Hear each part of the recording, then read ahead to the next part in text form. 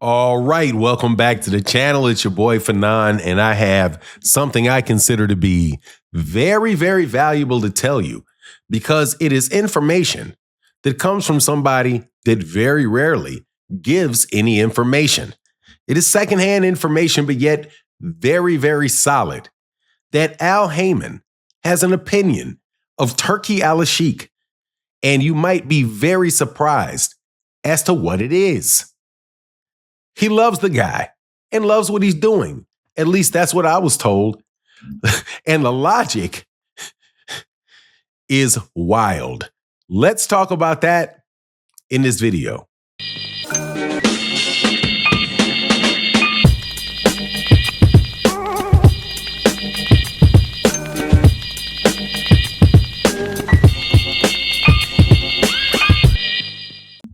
All right, welcome back to the channel. It's your boy Fanon, and in this video, we're gonna do a little bit of a business conversation because, hey man, I have a Harvard degree in negotiations.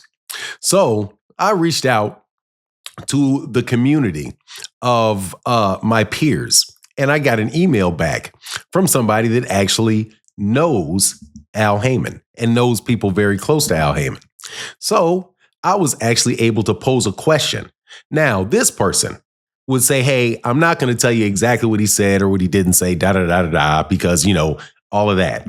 However, I did hear back that this was a general sense that they got, that Al Haymon likes Turki Alalshiek and what he's doing because Turki Alalshiek is going to make Al Haymon more money than God.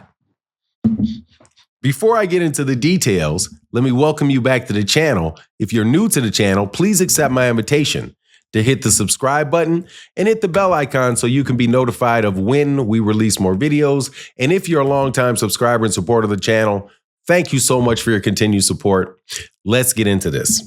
So, Al Haymon, guy that runs Premier Boxing Champions, is being challenged very clearly by a entity out of Saudi Arabia who seeks to take over all of boxing.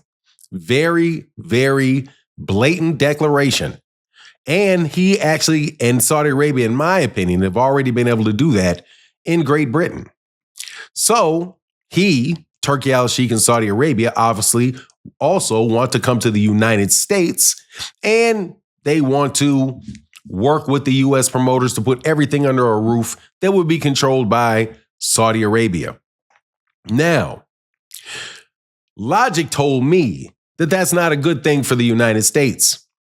I would said, well, hold on, that may be a very good idea for the PBC, though, because what Turki Alalshiek has done unwittingly is absolutely destroyed all of Al Haymon's competition. And Al Haymon not being a promoter, but being a platform, and a platform that works with different promoters, having that cleared out, and somebody that makes a lot of money on live events, that they're not worried about the money that they will be making from live events playing out, because live events are going to be in the United States no matter what.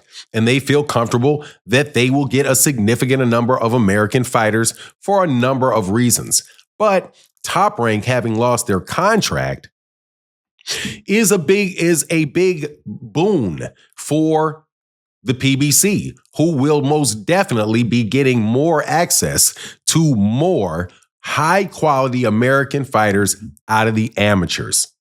And Top Rank is going to have to partner, we do believe, with PBC. Also, just so you know, I don't know if this is connected or not, but I was also told this was out on Twitter. Shout out to Matt from Brunch Boxing, somebody who has very, very good connections, very different ones than mine, but people that definitely know what's going on, said that it looks like Top Rank may get their contract extended, but their contract will be extended for less money.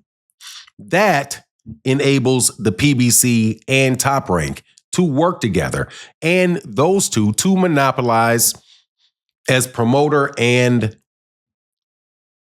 platform, monopolize American boxing. And they're confident in Amazon Prime and their relationship with Amazon Prime and their relationship with other vendors, because they're always putting on fights that make money.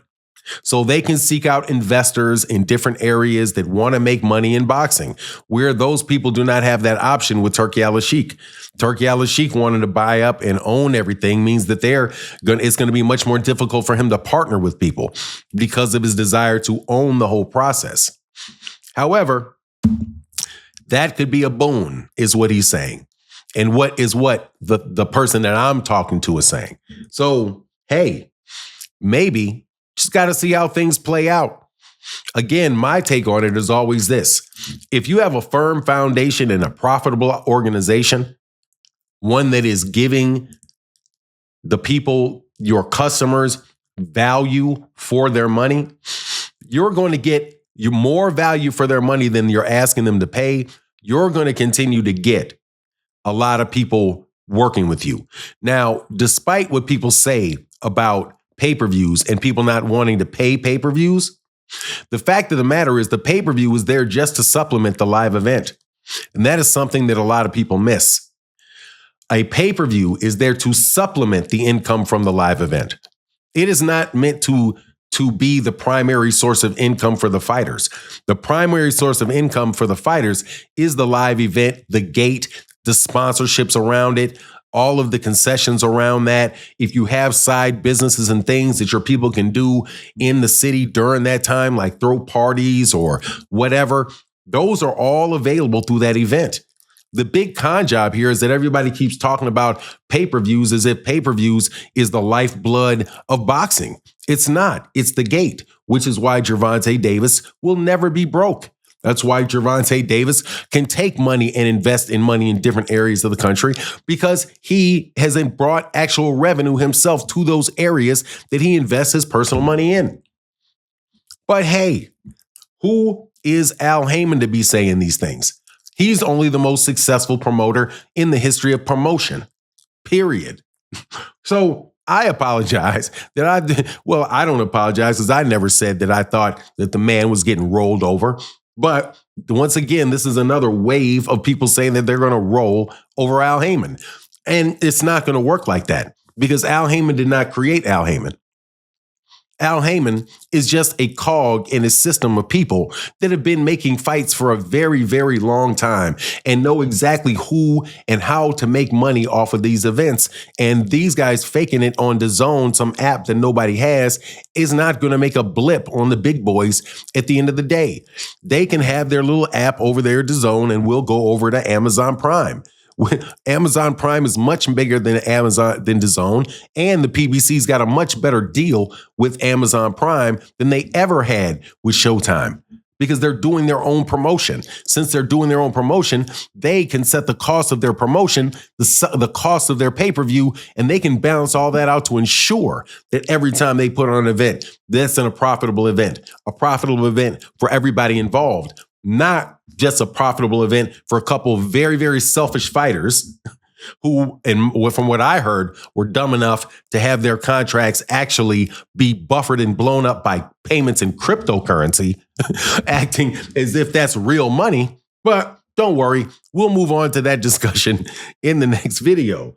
Thank you so much for listening to me this morning. And with that, I'm out. Deuces.